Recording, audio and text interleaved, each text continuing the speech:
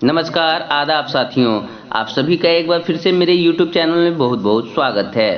आज के इस वीडियो में शिक्षा विभाग से संबंधित आज की महत्वपूर्ण खबरों को हम जानेंगे। उससे पहले अगर आपने मेरे चैनल सरकारी स्कूल एक पहल को अभी तक सब्सक्राइब नहीं किया है तो सब्सक्राइब जरूर करें। साथ ही बेल आइकन को दबाना बिल्कुल ना भूलें ताकि आने वाले हर एक वीडियो का आपको नोटिफिकेशन मिल सके। फेसबुक और इंस्टाग्राम के पेज को लाइक करें, ट्विटर पर हमें फॉलो करें। तो चलिए आज के दिन भर के शिक्षा विभाग के मुख्य समाचार को हम जानते हैं। बीएड स्पेशल एजुकेशन डिग्रीधारी भी बन सकेंगे 5वीं तक के शिक्षक। बीएड स्पेशल एजुकेशन डिग्रीधारी भी अब पहली से 5वीं कक्षा तक के शिक्षक बन सकेंगे। राष्ट्रीय अध्यापक शिक्षा परिषद ने इसकी आधिकारिक अधिसूचना जारी कर दी है। इससे पहले राष्ट्रीय अध्यापक शिक्षा परिषद ने भी बीएड स्पेशल एजुकेशन डिग्रीधारी 6ठी से 8वीं कक्षा के शिक्षक बनने के लिए योग्य घोषित किया था। बीएड स्पेशल एजुकेशन की डिग्री भारतीय पुनर्वास परिषद से मान्यता प्राप्त होनी चाहिए। इसके लिए एनसीटीई से मान्यता हासिल करने का कोई आवश्यकता नहीं है। हालांकि एनसीटीई ने एक शर्त भी रखा है कि सरकारी स्कूल में नियुक्ति के 6 महीने के अंदर ऐसे शिक्षकों को राष्ट्रीय अध्यापक शिक्षा परिषद द्वारा मान्यता प्राप्त 6 महीने का कोर्स भी पूरा करना होगा। इस बीच समावेशी शिक्षा के एक्सपर्ट और पटना यूनिवर्सिटी के सीनेट सदस्य डॉक्टर कुमार संजीव ने कहा कि एनसीटीई के इस फैसले से अब राज्य के लगभग 72,000 सरकारी स्कूलों में स्पेशल एजुकेटर्स को शिक्षक बनने का मौका मिलेगा। राज्य के सभी प्रारंभिक स्कूलों में 2006 से ही समावेशी शिक्षा नीति लागू है। इसके तहत सरकार सामान्य एवं दिव्यांग छात्रों को एक ही स्कूल के छत के नीचे पठन पाठन की सुविधा उपलब्ध करा रही है ताकि दिव्यांग बच्चों के साथ किसी तरह का भेदभाव नहीं हो सके। यहाँ यह भी तथ्य रेखांकित करने योग्य है कि 2016 से ही दिव्यांगजन अधिकार अधिनियम भी पूरे देश में लागू है। राष्ट्रीय अध्यापक शिक्षा परिषद की इस पहल से अब स्कूलों में पठन पाठन कर रहे 21 तरह के दिव्यांग बच्चों को समावेशी शिक्षा हासिल करने का मौका मिलेगा। वे मुख्यधारा से विद्यालयों में शिक्षा ग्रहण कर सकेंगे। अभिलेख उपलब्ध कराने के बाद ही मिलेगा बकाया। अभिलेख उपलब्ध कराने के बाद ही नगर, प्रखंड और पंचायत शिक्षकों के मातृत्व अवकाश, चिकित्सा अवकाश और बकायों का भुगतान होगा। नगर, प्रखंड और पंचायत शिक्षकों के मातृत्व अवकाश, चिकित्सा अवकाश एवं बकायों के भुगतान के लिए जिला कार्यक्रम पदाधिकारी स्थापना अरुण कुमार मिश्र द्वारा जिले के प्रखंड शिक्षा पदाधिकारियों एवं विद्यालय और निरीक्षकों को निर्देश दिए गए हैं। निर्देश में कहा गया है कि नगर, प्रखंड और पंचायत शिक्षकों के मातृत्व अवकाश, चिकित्सा अवकाश एवं बकायों के भुगतान के लिए भेजे जाने वाले विवरणी के साथ संबंधित अभिलेख संलग्न नहीं किए जा रहे हैं। इसमें भुगतान की कठिनाई होती है। निर्देश में कहा गया है कि मातृत्व अवकाश के भुगतान के लिए शिक्षिका द्वारा मातृत्व अवकाश में जाने की अनुमति, चिकित्सक द्वारा प्रदत्त प्रमाण पत्र, सक्षम पदाधिकारी द्वारा स्वीकृति आदेश एवं अवकाश की स्वीकृति की सेवा पुस्तिका में प्रविष्टि की छाया प्रति उपलब्ध कराया जाना जरूरी है। मातृत्व अवकाश 2 संतानों तक के लिए देय है। दूसरी ओर चिकित्सा अवकाश के भुगतान के लिए चिकित्सा अवकाश में जाने की अनुमति पत्र, चिकित्सक द्वारा प्रदत्त प्रमाण पत्र, सक्षम पदाधिकारी द्वारा चिकित्सा अवकाश की स्वीकृति आदेश एवं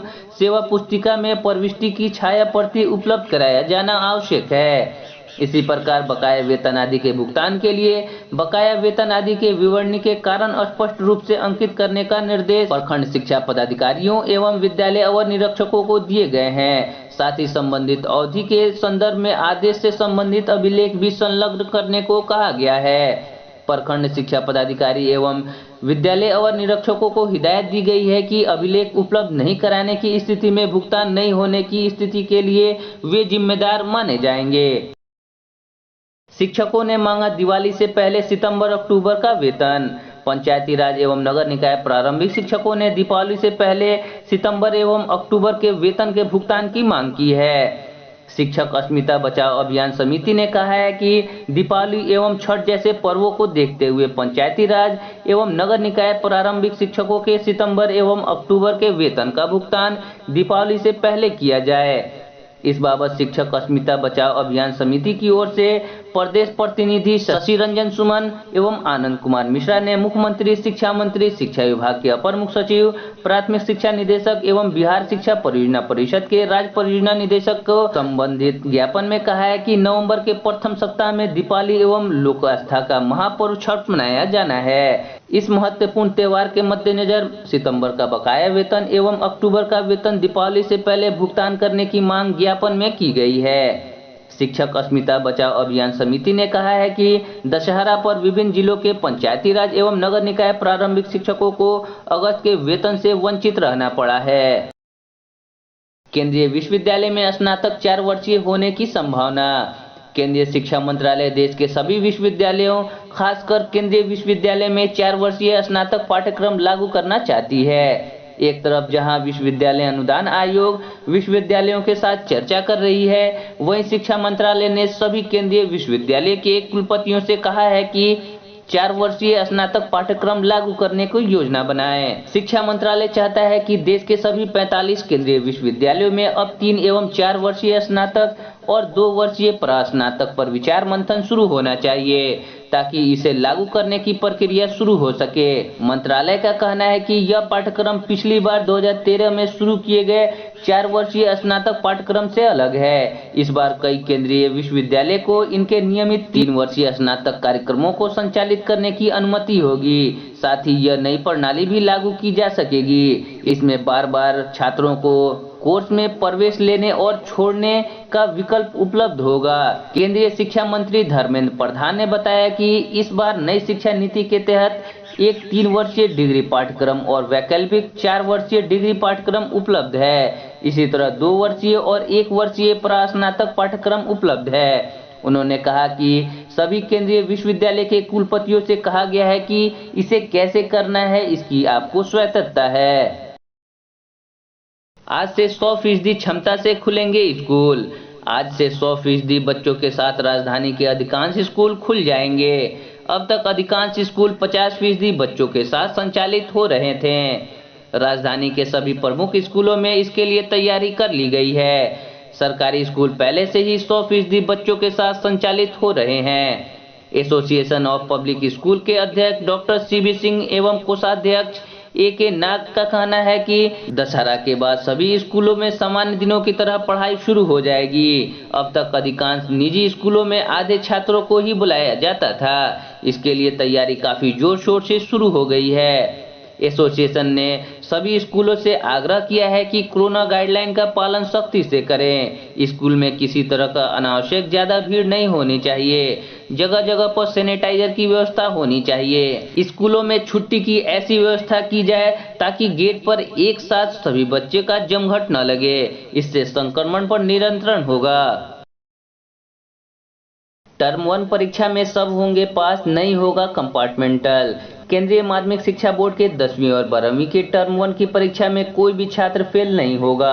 छात्रों को टर्म 1 परीक्षा में कम अंक आने के बाद न तो कंपार्टमेंटल देना होगा और न ही टर्म 1 की परीक्षा दोबारा देनी पड़ेगी।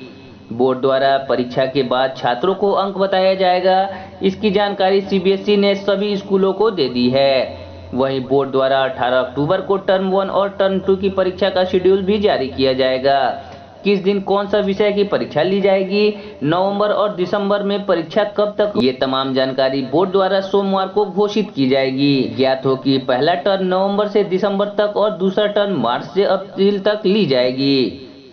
189 विषय की परीक्षा होगी। इनमें 10वीं के 75 और 12वीं में 114 विषय शामिल हैं। पहले उन विषयों की परीक्षा होगी जिनमें छात्रों की संख्या कम है। बोर्ड द्वारा छोटे और बड़े विषयों की सूची भी जारी कर दी गई है। बोर्ड के परीक्षा नियंत्रक संयम भारद्वाज ने बताया कि टर्म 1 की परीक्षा को लेकर छात्र दबाव में न आए। यह परीक्षा वस्तुनिष्ठ प्रकार की होगी। टर्म 2 परीक्षा लेने के बाद एक साथ रिजल्ट जारी किया जाएगा।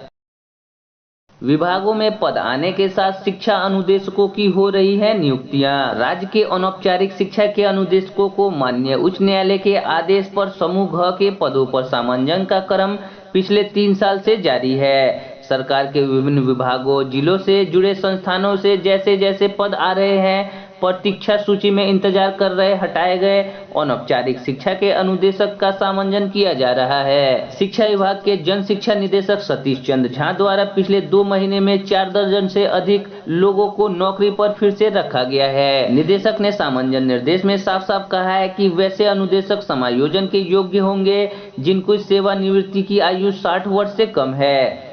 पिछले ही सप्ताह 56 से लेकर 47 साल तक के सामान्य BC2 और BC1 श्रेणी के 7 लोगों को नवादा के मुख्य चिकित्सा पदाधिकारी कार्यालय में समूह घ के पद पर सामंजित किया गया।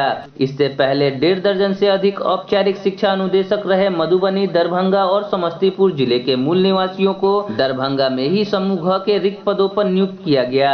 राज्य में साक्षरता की विभिन्न योजनाओं को लेकर जब तक अनौपचारिक शिक्षा अनुदेशक रखे गए थे, बच्चों को पढ़ाने के लिए 1982 से ही इन्हें ठेके पर रखा जाता रहा है।